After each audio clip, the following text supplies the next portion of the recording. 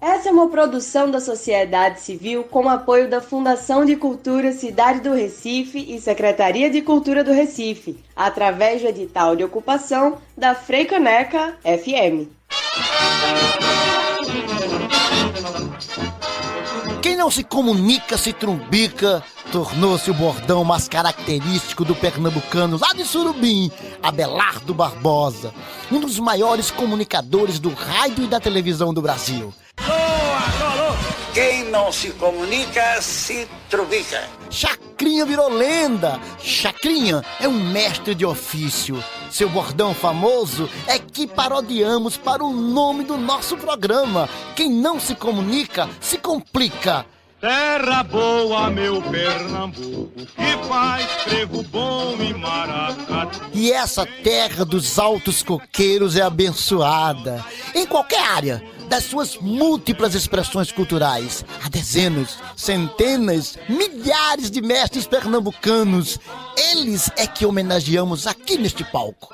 Vamos contar histórias de mestres, histórias dos mestres adormecidos que não podemos esquecer, e dos que continuam na sua luta, vivendo e sonhando, sonhando e vivendo. Quem não se comunica se complica. Histórias de mestres tem apresentação de Eutrópio Édipo e Rui Sarinho. Um programa de história, cultura e memória. Pernambuco, você é meu.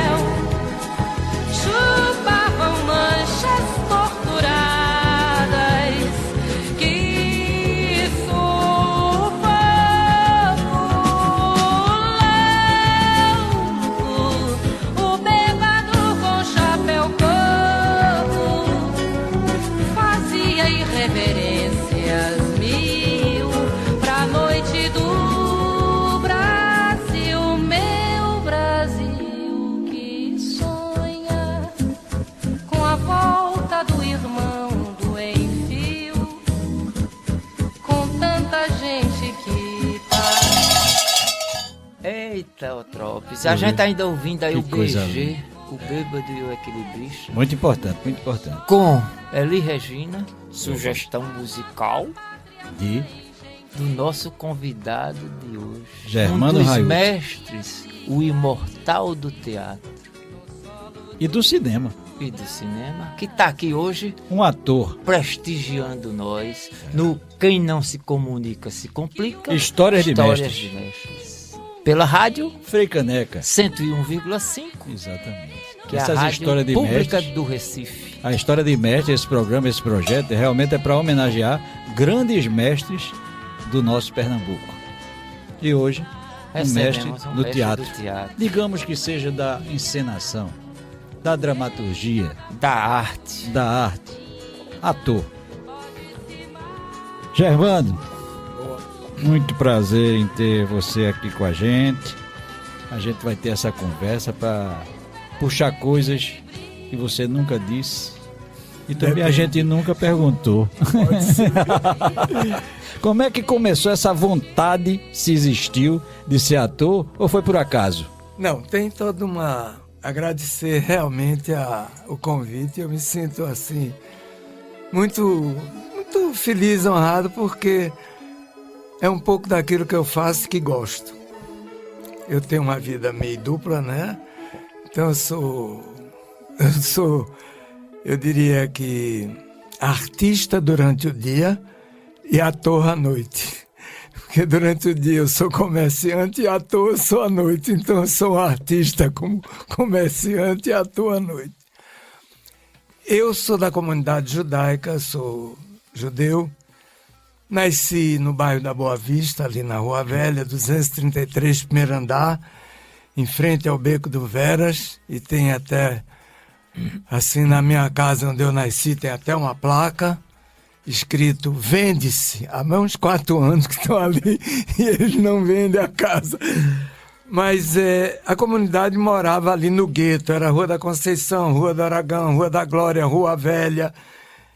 E nós tínhamos, a Praça Marcel Pinheiro era o grande congresso. Ali se reuniam todos e de ali se falava quem morreu, quem nasceu, quem fez besteira, quem fez coisa certa, quem enganou quem, enfim.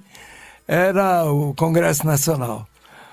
E na Rua da Glória 215 havia o clube, que era Centro Israelita de Pernambuco, e que tinha, entre outras coisas, grupos juvenis, que eram tipos cáuticos, mas que tinham toda uma visualização para que você viajasse para Israel e viver num kibbutz como obreiro, porque eram grupos ligados a grupos em Israel de esquerda, e que Israel, em 1948, na criação do Estado de Israel, era um país que tinha uma influência muito grande do socialismo. E o jovem era motivado, estimulado para que fosse viver num kibbutz como obreiro. Inclusive você abria a mão de estudar e tudo para ser um trabalhador. E nesse grupo de escoteiros, a gente sempre tinha toda semana 3 reuniões, tinha o chefe de cada grupo por idade, e no sábado a gente fazia uma festa. Aí eles escreviam as esquetes e tal, e cada um foi aparecendo com alguma coisa. Isso durou até meus 18 anos. E quando, mais ou menos com 19 anos, o meu grupo foi embora para Israel e viver num kibbutz. E eu, por circunstâncias familiares, porque meu pai faleceu, eu tinha 14 anos de idade e ele era prestamista, vendedor de prestação, eu tive que trabalhar e ser arrimo de família, porque ele não tinha deixado nada a não ser os cartões dos clientes. Para cobrança. Para cobrar. E que uns diziam até que tinham pago, choravam, enfim. E aí eu tive que trabalhar porque minha mãe tinha 48 anos, era de absoluta prendas domésticas, a casa era linda, bonita, se comia muito bem, e eu tive que cair e trabalhar. E aí eu tive um problema muito sério, porque eu estava há 9 anos com minha cabeça dirigida numa lavagem cerebral absoluta de que eu só faria isso na minha vida. Aí quando eu saí, eu fiquei no mato assim, não sabia exatamente o que fazer. Eu me lembro que a minha terapia era barata. Eu pegava o bonde de Olinda, ali na Rua do Hospício, em frente ao Teatro do Parque, descia lá em Bairro Novo e vinha a pé até os Milagres, todo dia, e não sabia o que fazer. Um belo dia, eu estou passando por um amigo meu que fazia medicina, Ismar Bankowski, que faz: Germano, tu não fazia teatro lá no Movimento? Se fazia, claro. A gente está fundando o Teatro do Estudante Israelita de Pernambuco.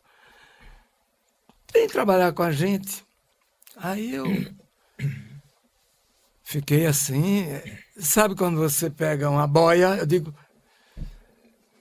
Aí, eu quando cheguei na primeira leitura, eles tinham simplesmente conseguido trazer Otávio Alves da Graça Melo, que foi um diretor que foi convocado e contratado pela Universidade Federal de Pernambuco para criar o curso de teatro. Quando eu cheguei lá, eles estavam lendo Ratos e Homens de Steinbeck, uma peça social bem pesada. Of Rice and Men. E o grupo tinha uma consciência social muito interessante, por conta de influência até dos pais, que eram pessoas que tinham vindo em 22, 29 e que tinham sofrido uma influência muito grande de grupos de esquerda na União Soviética. E eles tinham vindo para cá e eles eram intelectuais, liam muito, escreviam muito, e isso refletiu nos filhos. Aí eu fui eufórico, né? Cheguei lá, tinha uma pessoa que fazia o papel muito bom, que era um protagonista, por sinal um primo meu, médico.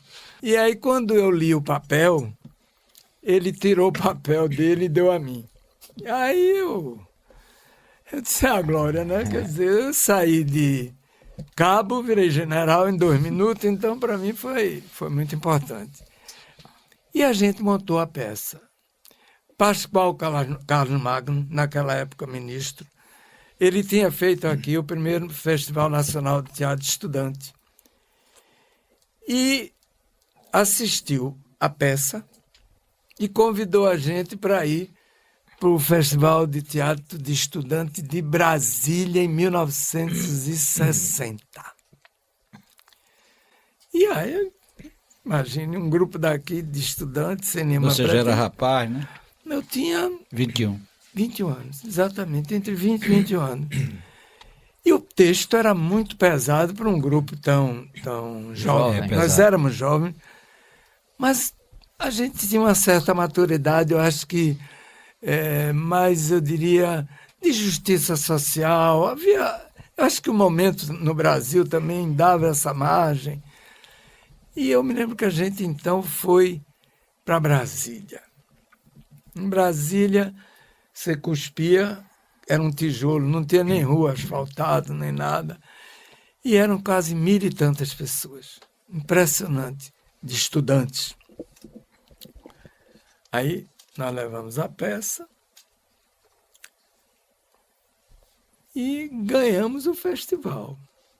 Veio com tudo. Entre os melhores... Perdão, eu inverti. Isso foi no Festival de Santos. É que acaba quando fica com uma certa idade, dá uma inversão cronológica. Nós fomos para o Festival de Santos antes de Brasília. E ganhamos. Eu peço só um minutinho para a gente continuar sobre essa história do Festival de Santos no próximo bloco e pediria uma sugestão de uma outra música que você queira. Domingo no Parque. Eita! Meu amigo Gil. Meu amigo tudo música que dá pra montar uma peçazinha. Exatamente. Dá pra fazer uma peça. Dá, claro. E tem a ver com teatro. Dá pra fazer filme. Embora Domingo no Parque seja bem violento. Vamos lá. Um trabalhava na feira, José, outro na construção, João. A semana passada, no fim da semana, João resolveu não brigar. No domingo de tarde saiu apressado e não foi pra Ribeira jogar capoeira. Pra Ribeira foi namorar. O José, como sempre, no fim da semana, guardou a barraca e subiu. Foi fazer no domingo um passeio no parque, lá perto da boca do rio. Foi no parque que ele avistou Juliana.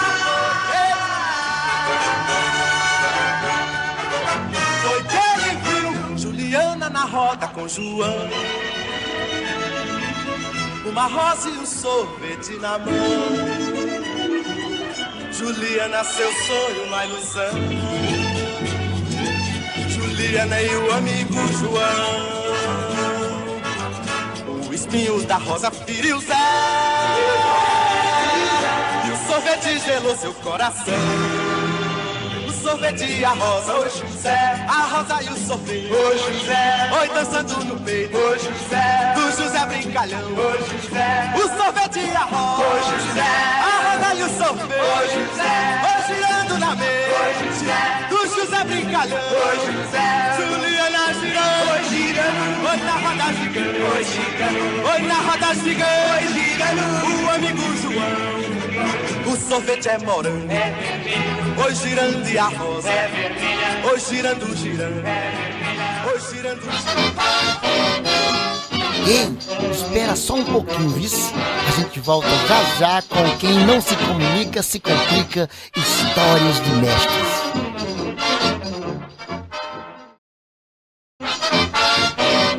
Eita, foi rapidinho, não foi? Já estamos de volta. Quem não se comunica, se complica. Histórias de mestres. Quando olhaste bem nos olhos meus e o teu olhar era de adeus, juro que não acreditei. Eu te estranhei, me debrucei sobre o teu corpo e duvidei.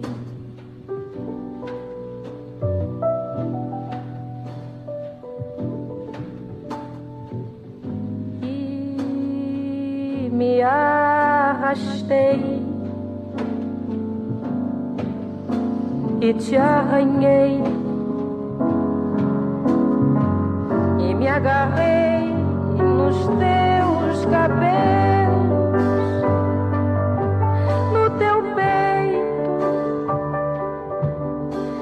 teu pijama nos teus pés, ao pé da cama, sem carinho. Eu tropo, tu ainda estás atrás da porta. Atrás da porta. E a gente, olha, tá baixinho aí, ó, que Vitor Silva deixou pra nós. Atrás da porta. Que bom que você saiu do armário. Que maravilha. Tudo a sugestão musical do nosso. E tem tudo a ver com esse clima de teatro. Mas vamos continuar a conversa que Germano estava... Ah, sim, porque foi para Santos. Nós fomos para Santos. Os jovens. Chegou lá, nós éramos também 1.000 e tantas pessoas, teve um teatro muito grande lá de Santos. E por coincidência, além de ter o público, que eram os estudantes que estavam, muita gente da comunidade judaica de São Paulo veraneava em Santos nesse período.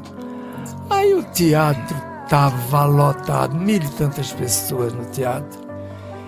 E aí nós ganhamos melhor espetáculo, melhor cenário, melhor direção, entre os melhores atores e o melhor coadjuvante, que foi Samuel Lack, irmão de Davi Lack, que foi inclusive aplaudido em cena aberta com a cena dele. Sim, Samuel era ótimo.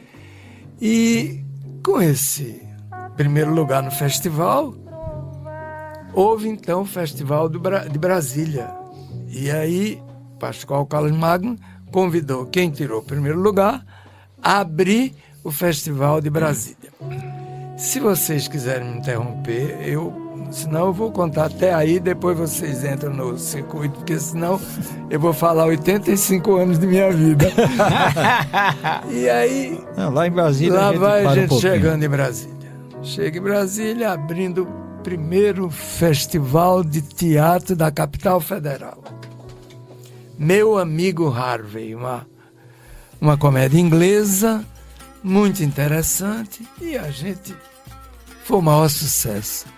E Graça Mello trabalhava naquela época também na TV Jornal do Comércio. E aí um dia, durante o festival, ele chega com um grupo e diz: o Diários Associados, naquela época, Chateaubriand, né, tomava conta de Brasília, convidou para a gente fazer a peça pela televisão. Pela televisão. Então nós vamos ser o primeiro teleteatro da capital federal. Ele ligou para o Jornal do Comércio, pediu autorização, e nós temos o privilégio de dizer que nós abrimos o primeiro Festival Nacional de Teatro com a peça de tape do Teatro Stantialita de Pernambuco. Sim. E abrimos o primeiro teleteatro da capital federal. É a glória, né? Você lembra de quem era que estava, né, na equipe, no elenco? Com no você? Meu grupo, sim, todos. Tinha Samuel. Tinha Davi Samuel. estava também? Davi teve no Fuzis da Sorocahá. Foi. tinha Ismar Bankowski, tinha Cláudio Basbal, Ruth Tashlitsky, meu Deus, Eva, esqueci o sobrenome, e só. Era esse o elenco de Meu Amigo Harvey. Quem foi que seguiu sendo... O diretor? Não. Sendo ator? Ator, continuando, sem ter vida dupla.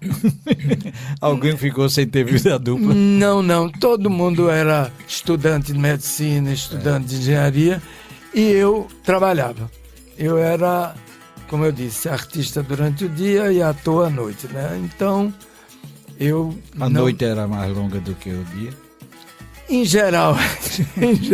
O ator desaparece quando o empresário aparece, ou os dois conviviam durante o dia? Eu tenho a maior frustração na minha vida, porque um dia, Graça Mello, depois do sucesso que a gente teve em Santos, em Brasília, estava aqui ainda na Universidade Federal de Pernambuco, e deu na telha dele de criar um grupo profissional. E aí convidou a gente para almoçar, eu e Samuel, o Lac, dizendo a pretensão de criar um grupo profissional. Aí começamos a conversar e tal. A Graça Mello disse: mas tu não vai ser nunca ator. Nunca vai ser. Tu não é da noite, tu não vai virar a noite bebendo. Se você é um cara muito... Tu não vai ser ator. Mas Graça, eu tô fazendo tudo que você manda, eu faço tão direitinho. Você é muito caseiro. Você é muito... Pronto, botou uma peste em cima de mim que eu não seria nunca um ator profissional. E errou. Não sei se errei, mas... Ele errou. Eu sou um semi-profissional, eu diria, né? Porque eu trabalhei em muitas peças. Eu cheguei a fazer 24 peças. E todas elas sem vínculo profissional. A não ser um vínculo, que aí eu sou um privilegiado, de ter participado na segunda etapa do Teatro Popular do Nordeste. TPN. Lá no número 1262. Vou fazer pergunta. E depois virou olho nu, né? E que eu acho um absurdo terem demolido aquele casarão apenas para guardar carro lá dentro no quintal. Mas não existe Aquilo, isso. Recife, não tem memória. O Teatro Popular do Nordeste. Meu amigo, Recife, por isso que a gente tem um programa. Recife põe abaixo as pessoas, imagina os monumentos e as casas. Põe abaixo pessoas, por isso que a gente está fazendo o programa em memória, por isso que a gente está trazendo pessoas para falar, entendeu? Da cultura, das coisas. Você vê Saúba, eu estava dizendo aqui agora, Saúba. Eu estou morrendo de inveja de Saúba. Morrendo de inveja, como é que é uma pureza daquela, fazendo aquilo, não sabe ler, não sabe escrever. A gente sabe ler e escrever, mas não sabe fazer as peças que ele faz. E aí? E agora? Não é isso? É outra coisa. E o sentimento dele. Claro, como é que a gente vai buscar aquela pureza dentro da gente? Tem mais não. Por falar em sentimento, que sentimento tem Germano Raiuti sobre o teatro? O que é esse teatro na sua vida? Eu acho, primeiro, que teatro tem uma função muito importante, que é divertir. Eu acho que o teatro, a função dele é divertir. Não importa se é tragédia ou comédia. Mas eu acho que o teatro tem uma função muito importante, que é exatamente colocar perante o público uma forma dele pensar, raciocinar. Você coloca para ele e cabe a ele, cada um deles, cada um dos espectadores, ver e ter uma visão daquilo que o texto diz e como o ator interpreta. Então, acho muito importante qualquer peça, seja cômica ou tragédia, ou coisa em que você saia com algum conteúdo e que você vá para casa um pouco, até que chegue em casa e vá tomar uma cervejinha, pense um pouco naquilo que você ouviu. Eu acho que essa é a função do ator, essa é a função social do teatro, e você vê perfeitamente. Nós temos uma tradição milenar do teatro e que ela se mantém com diversas modificações de interpretação, mas o conteúdo, todo ele é muito importante. Tanto é que você pega textos de Shakespeare, de 1600 e pouco, e que você coloca hoje e ele está presente na vida de cada um de nós. De Shakespeare, atual. De Shakespeare, tudo que você escrever, você estará escrevendo Shakespeare. Exato. Que ele já escreveu. Ele já escreveu, Quando você faz uma trama qualquer, não, industrial, que tem a filha Tudo. disso, já é Shakespeare. E veja bem, eu tenho um problema atávico com Shakespeare, eu tenho um problema atávico sério, porque ele era conhecido como um grande antissemita. É? E quando... Aí disse que ele nem existiu, né? Pois ele era antissemita sem existir para o que escreveram. Mas tem um personagem, Shylock, que é a coisa mais triste, o Mercador de Veneza. Mercador de Veneza. É um texto muito antissemita. Mas mesmo. Às vezes, Germano, não se coloca um determinado personagem ou uma cena que é para denunciar, em vez de estar defendendo. Levantar o debate, né? Mas eu acho que é exatamente isso. E por incrível que pareça, eu não tive essa chance. Eu tentei 1 ou 2 vezes querer fazer o personagem. Consegue? Não consegui. A única Shakespeare que eu fiz foi Macbeth, com o Teatro de Amadores de Pernambuco. Eita. Eu fiz Macduff, mas nunca mais tive a chance de fazer Shakespeare. Ó, Trópio, que aula! É muita aula, né? E um bate-papo gostoso sobre o teatro. Quando ele falou no Teatro Popular do Nordeste, assim, que eu ia sempre pra lá. Né? A gente volta. Agora a gente vai no próximo bloco, né? Pro nosso bloco Em Memória. Em Memória. Fazendo um tributo também aos mestres esquecidos por Pernambuco. Quem é o que a gente vai trazer hoje com o Germano? Mas hoje a gente vai trazer João Pernambuco. Ei! Esse é muito esquecido. Pronto. E no próximo bloco, depois do Em Memória, a gente volta com o Germano pra... É porque eu queria saber mais coisas do TPN. A gente vai saber. O TPN é mais perto da gente, né? Eu vivia lá com 15, 16 anos, era lá que eu escutava Zélia Barbosa 15, 16 anos. cantando, que eu nunca vi. Que 15, 16 anos? Eu tinha nessa época, uns 16, eu já fui novo também, eu já fui jovem. Olha, depois da gente arena. Tá bom, depois vamos terminar com que música? Sugestão do Germano Raiuti. Outra música, Germano. Agora deu branco. Não, tem tempo. Eu acho que tem tempo, pô. Construção. Amor daquela vez como se fosse a última. Beijou sua mulher como se fosse a última. E cada filho seu como se fosse o único. E atravessou a rua com seu passo tímido. Subiu a construção como se fosse máquina. Ergueu no patamar 4 paredes sólidas. Tijolo com tijolo num desenho mágico. Seus olhos embotados de cimento e lágrima. Sentou pra descansar como se fosse sábado. Comeu feijão com arroz como se fosse um príncipe. Bebeu e soluçou como se fosse um náufrago. Dançou e gargalhou como se ouvisse música. E tropeçou no céu como se fosse um bêbado. Ei, espera só um pouquinho, vice. A gente volta já com Quem Não Se Comunica, Se Complica, Histórias de Mestres.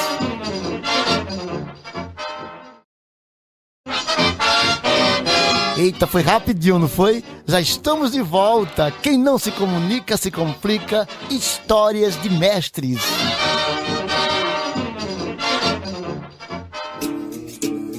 Em Memória. Histórias de Mestres.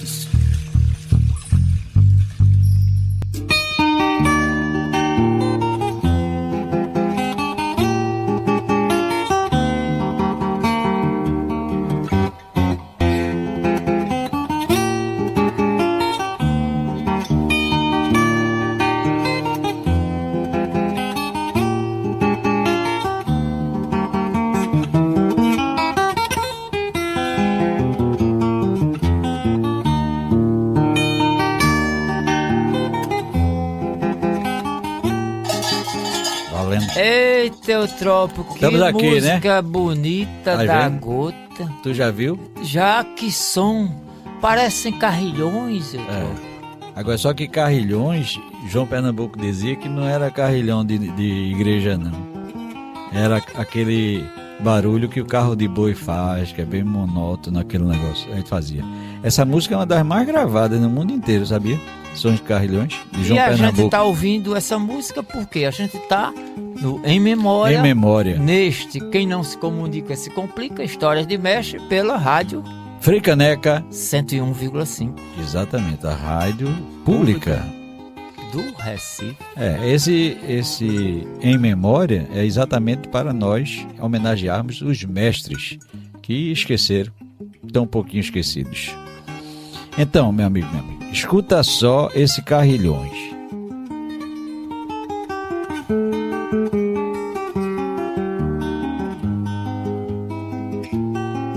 É uma composição de João Teixeira Guimarães.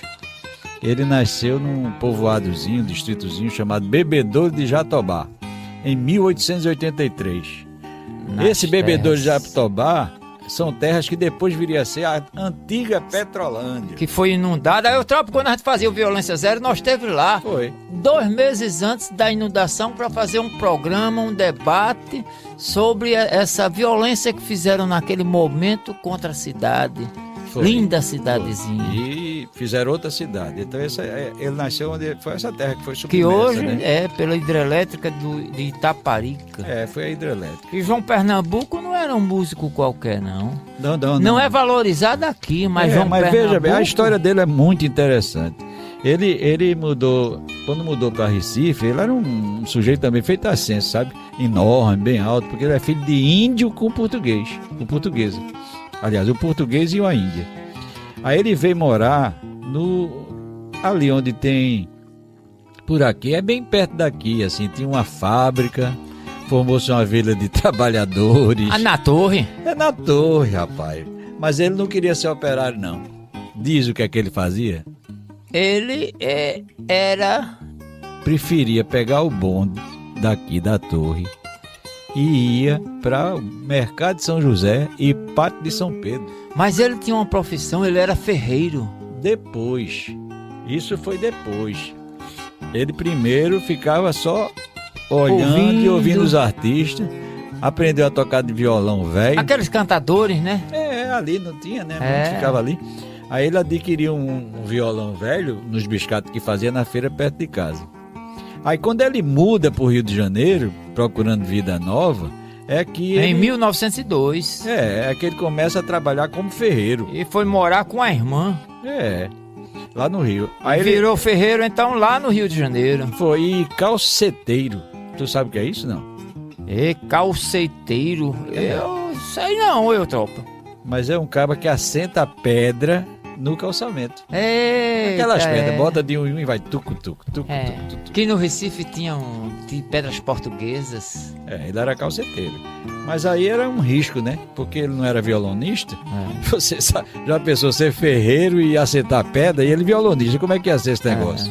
Mas em 1908 começam as coisas a melhorar. Alguém importante do governo e manda ele trabalhar como contínuo na escola. Ficou melhor para ele. E aí, nas rodas de música, né? Ele levava o violão, se juntava com outros violonistas populares. E ele também cantava, né? Era cantor também. Tocava coisas da sua terra, daqui do nosso Pernambuco. Aí que surge o nome artístico que durou para toda a vida. Porque ele cantava coisas daqui, aí começaram a chamá-lo de João Pernambuco. Pronto. Agora ele começou a ser João Pernambuco. E ele fez amizade, Eutrópio, com quem lá pelo Rio? Rapaz, o cabo importante, né? Até hoje importante na música popular brasileira, que é Donga e Pixinguinha. Pixinguinha só tinha 14 anos. Na época e era amigo dele. Morava na mesma república, na rua do Riachuelo, no Rio de Janeiro. Riachuelo, lá no Rio de Janeiro. Aí, quando eles se juntaram, eles três, com afinidades musicais, aí fizeram o grupo Caxangá, os 3 e mais 4 integrantes, de 1914 a 1919. 5 anos? Mas aí já se vestiam de sertanejo, porque não eram as coisas dele. Bem antes de Luiz Gonzaga assumir aquelas vestes. Antes.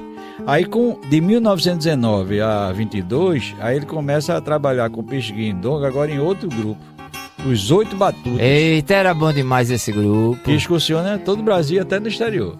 Mas vamos ouvir a segunda música. A gente começou na abertura do programa com Sons de Carrilhões. Agora vamos ouvir Luar do Sertão. E eu sugiro, eu posso sugerir? Pode. Pronto. A gente ouvir Luar do Sertão na voz de Maria Oliveira e no violão de Lucas Oliveira. Mãe e filho. Muito bom. Que Luquinhas tem um trabalho genial, que foi um show pelo Fucultura, tudo, sobre toda a obra e contando a história de João Pernambuco. Vamos salve, ouvir. Luquinha, salve Maria. Verde mata, mas parece um sol de prata, prateando a solidão. E a gente pega na viola que ponteia, e a canção é a lua cheia a nos nascer no coração. Ai, quem me dera que eu morresse lá na serra, abraçado à minha terra e dormindo de uma vez, ser enterrado numa cova pequenina, onde à tarde a sururina chora a sua viuvez. Não há origem, não, luar como este do sertão. Não há origem, não, luar como este do sertão.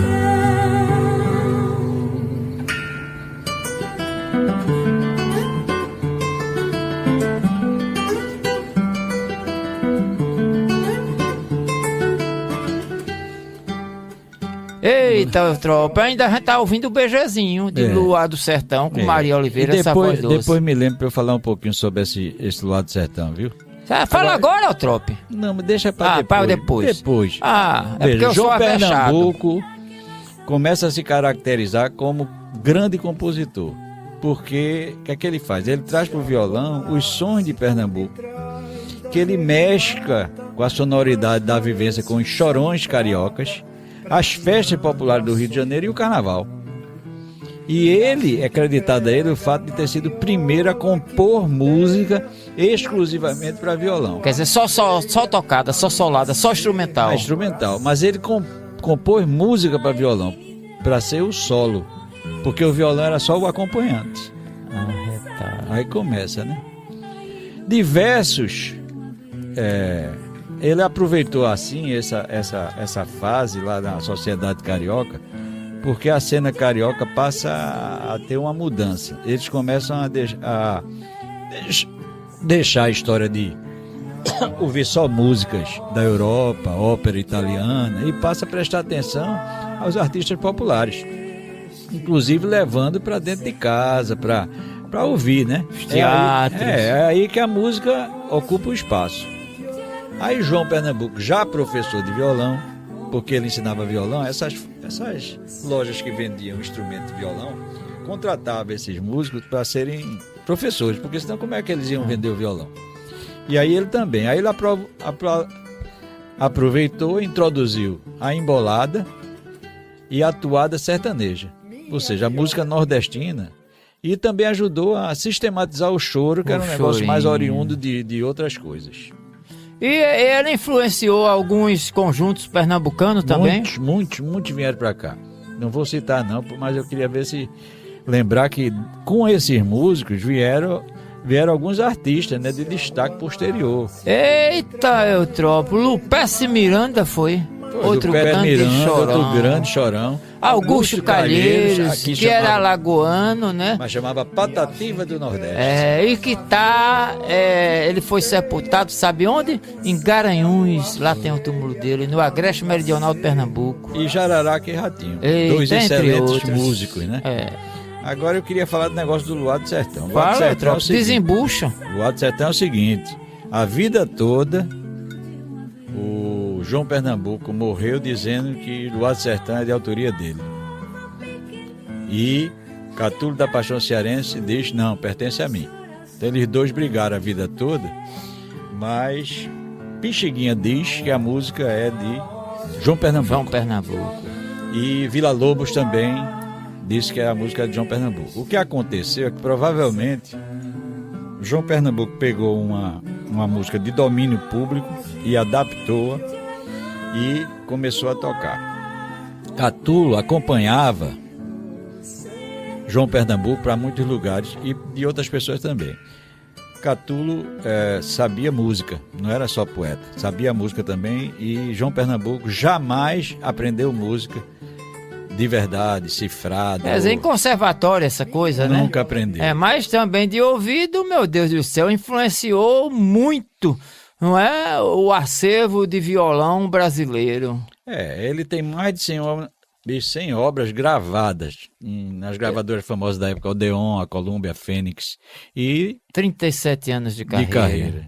Foi um autodidata. E sem instrução, porque ele nunca estudou na vida dele. É um gênio da música brasileira. É considerado, né? Pelos pares, mas que é por outros grandes músicos, né? Grandes, como Pixinguinha, como todos esses grandes todos artistas. Esses, né? Que vem numa esteira de grandes músicos pernambucanos, né?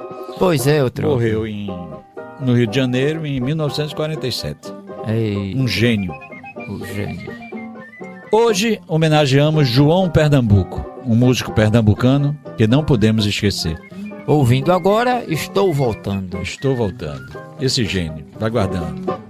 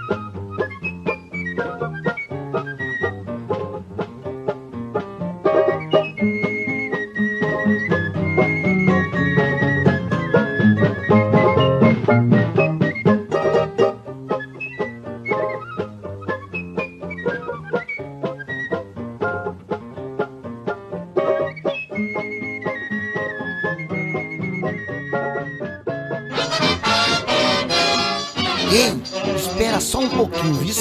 A gente volta já já com Quem Não Se Comunica, Se Complica, Histórias de Mestres.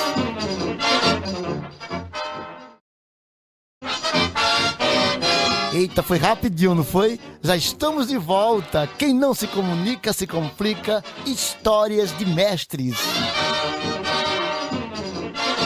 Caminhando e cantando e seguindo a canção, somos todos iguais, braços dados ou não, nas escolas, nas ruas, campos, construções, caminhando e cantando e seguindo a canção. Vem, vamos embora, que esperar não é saber. Quem sabe faz a hora, não espera acontecer. Vem, vamos embora, que esperar não é saber. Quem sabe faz a hora, não espera acontecer. Eita, voltando, tá vendo? Tá vendo tu pensando que sabia alguma coisa? Ceia de nada. Eu nada, por isso que estamos aqui homenageando os mestres, né? Mestre esse vivo. É o imortal. Imortal, é. Do teatro. Como é o nome dele? Rapaz, Germano Raiuti. É a pronúncia, eu não sei se tá certo. Certíssimo. Não sei se tá e certo. Aí, é H aspirado. Ainda tá no rabicho da música que ele deixou. Geraldo Vandré. Vamos voltar aquele papo? Bora. Eu quero saber do TPN. Teatro Popular do Nordeste. TPN, que era diferente do TAP, que era diferente da Católica, que era diferente Era um movimento de resistência cultural, inclusive resistência política também. Sem dúvida. Vamos falar. TPN é uma siglazinha, mas eu gosto sempre de Teatro Popular do Nordeste. Porque tem vezes que a gente bota tanta sigla que deixa de homenagear, feito o Museu Mamã. Poxa, a gente quer homenagear o cara, aí bota Magalhães. Parece que é mamãe. Não pode. Aliás, Magalhães tem que sair do coitado. E o Teatro Popular do Nordeste, sua vida de ator, na sua vida cultural? Na minha vida, uma das coisas mais importantes, tanto como ator como vida. Antes de a gente falar no TPN, eu quero dizer que eu sou fruto de assistir o Teatro de Amadores de Pernambuco. E meus guias, meus gurus eram Reinaldo de Oliveira, Geninha Rosa Borges, Dona Diná. Esses eu era apaixonado. Eu entrava no Teatro São Isabel escondido por trás, que às vezes eu não tinha dinheiro para pagar. E o camarada, o dono da parte de baixo da luz, me botava pela torrinha. Eu ia assistir lá, assistir tudo do Teatro de Amadores e aprendi a gostar com esses grandes atores brasileiros, Geninha e Reinaldo, principalmente, seriam atores para qualquer lugar do país. Mas o Teatro Popular do Nordeste foi muito interessante, que quando o Teatro do Estudante Israelita acabou em 63, nós ainda montamos o primeiro Arrabal em Pernambuco, fomos nós, o primeiro Brecht fomos nós, montamos o primeiro Brecht, que foi os Fuzis da Senhora Carrá, em 1963, e Piquenique no Front de Arrabal. Era absolutamente dois autores que ninguém conhecia ou ninguém falava aqui em Recife. E aí, quando terminou o Teatro Estudante Israelita de Pernambuco, eu fiquei voando. Um dia, Leda Alves me chama para fazer uma peça no Teatro de Arena, que havia na Conde da Boa Vista, que era do Dr. Hermilo e Alfredo de Oliveira. E me chamaram para fazer uma peça que era A Farsa da Boa Preguiça. Eu assisti essa peça. De Ariano Suassuna, cenário de Brenan, música de como é o fanho Capiba e direção de Dr. Hermilo. Aí pra mim foi eu trabalhando com Rubens Teixeira, Zé Pimentel, Paulo Ribeiro, e aí eu, como judeu, me deram um papel de São Pedro. E aí na tabela Hermilo dizendo que eu, como judeu, fazendo o papel de um São Pedro. E a gente fez um sucesso com essa peça no Teatro de Arena. Eu me lembro que tiveram até diretores do Sul, vieram dar parabéns a gente no intervalo. E quando terminou o Arena, eu criei uma relação muito boa com o Dr. Hermilo e Leda. E quando o Dr. Hermilo pensou na volta do Teatro Popular do Nordeste, me chamou. Aí eu disse, tô dentro, porque eu entendia o que ele estava querendo fazer. E aí começou a procura de um lugar, né? Até que a gente conseguiu aquela casa na Conde da Boa Vista. Número 1262, nunca saiu da minha cabeça, porque todas as segundas-feiras eu estava lá. E eu me lembro que, quando a gente foi alugar, o proprietário disse que só queria 2 fiadores, ou Marcelo Carneiro Leão ou Jorge Batista da Silva. Ele tinha tanta confiança na gente que ele só queria os 2. Ariano e Hermilo eram muito ligados ao Marcelo Carneiro Leão. E ele topou. E quem tinha, naquela época, CNPJ e CPF era eu, porque Hermilo era professor. Então o contrato do TPN foi feito em meu nome. Essa história! Olha a história. Com ele sendo isso em cartório, ele assinando em cartório. Aí a gente entra na casa. Zé Luiz da Mota Menezes, arquiteto. Grande arquiteto, professor do curso de arquitetura. E foi o homem que definiu a sinagoga da Carral do Sul Israel, lá em que eu tive o privilégio de começar. Isso é um outro lado pregresso da minha vida.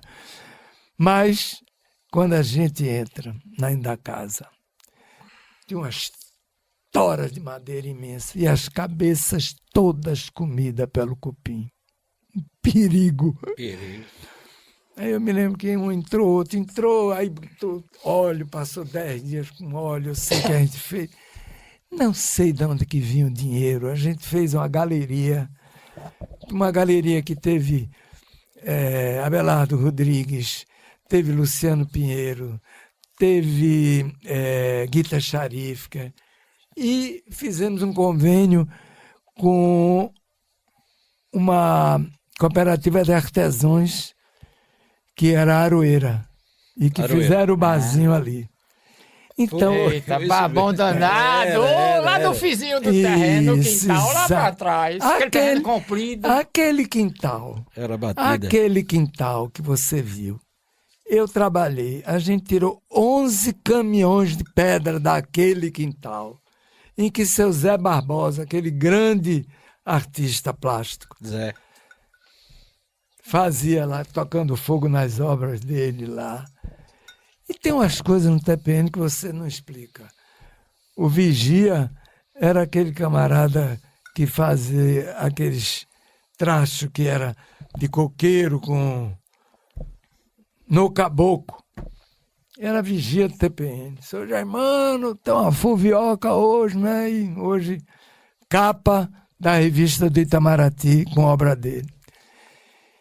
E o TPN tinha uma função definitiva do ponto de vista social de incrementar e criar uma dramaturgia, eu diria, não folclórica, mas regional. Adaptando os grandes textos para uma dramaturgia e uma forma de interpretação nordestina, sem cair naquilo do folclore. E por mais que fosse Teatro Popular do Nordeste, era um teatro de 98 lugares e que, queira ou não queira, vira um local de interessados e intelectuais. Eu acho que isso é um nó no Teatro Popular do Nordeste que a gente não conseguiu ser o popular que poderia ser, principalmente com esse tipo de interpretação. Que ampliar o público. Mas o teatro mais moderno sempre foi assim. Mas a gente, então, quando você chegava ali, e aí eu tive experiências fantásticas, que eu me lembro que um dia, e eu digo isso com muito orgulho, a produção esqueceu de colocar uma carta que eu precisava em cena. Aí quando eu botei a mão, pensando na cena, nada. Aí eu olhei para um lado, olhei para o outro, tinha um senhor, até conhecido, que ele era diretor de uma empresa de seguro, estava ele com um programa. Aí eu tirei a máscara, aí ele se assustou assim, sou fulano, o senhor me podia emprestar isso aqui? O teatro todo mundo ficou olhando. Ai, que massa. Aí eu peguei, dobrei, botei no banco. Aí quando cheguei na hora, puxei. Não, porque o texto, eu sabia de Quebrou cor. a parede. Aí quebrei a parede. E o público ficou assim. E tiveram outras oportunidades, assim, por exemplo. Aquilo ali era muita luz. E lhe digo, por exemplo, eu fui fazer Dom Quixote, uma adaptação de Antônio José o Judeu, que ele fez para marionetes, em 1600 e pouco. Hermílio traz Manuel Pereira, o grande que trabalhava com a burrinha, e eu ia para o TPN. Ficava com a burrinha, e ele me ensinando. Que maravilha. E aquilo era um negócio, a gente ficava, e a gente lidava. Aí chega a censura. Eu troco. Aí pega. Chegou a censura. Não é a censura, nem o censor, não. Vira essa boca pra lá. Censura temporal. Passaram a censura na... E nem falamos. Por quê? O que é? A gente já tá no BG. Tá ouvindo aí? Ele tá Tô. A música que a gente vai terminar o programa por sugestão do nosso próprio mestre. Mas a gente... Certo, Asa Branca. Faltou essas histórias. Faltou mais histórias. Mas a gente nem chegou a tocar na questão do Super 8. Mas com certeza... Nem no ator de cinema. Mas nem no movimento de cultura popular que ele gostaria de ter falado. Mas com certeza a gente terá outras temporadas. Vamos. A gente promete. Se comunica, se complica. Muito obrigado. Muito obrigado. Uma honra pra gente enorme. É honra. Ter você aí, viu? E façam sempre isso, é muito importante. E a gente... Muito bom, muito bom. Ainda tem gente que sobrou. Ainda tem. Mas aí eu me encarrego de fazer o resto pro lado de cá. Não, você fala e eu digo sempre que é o penúltimo. Em agosto, eu vou ter o privilégio de ver um curta-metragem que eu fiz em São Paulo, estreia em agosto em São Paulo. Tá vivo. Maravilha. Não é a penúltima? É a penúltima, Vamos ver. Obrigado, Germano Raiuti. Viva! Quando olhei a terra arder, qual fogueira de São João, eu perguntei a Deus do céu, por que tamanha judiação?